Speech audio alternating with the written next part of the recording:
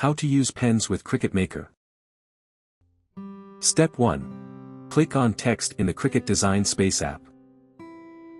Step 2. Enter your text.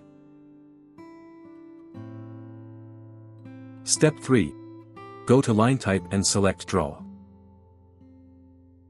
Step 4. Click on the Color menu next to the line type. Step 5. Select the text color. Step 6. Select your pen. Step 7. Click on Make It. Step 8. Select material size. Step 9. Click on Continue. Step 10. Select the material. Step 11. Open the clamp A. Step 12. Insert the pen.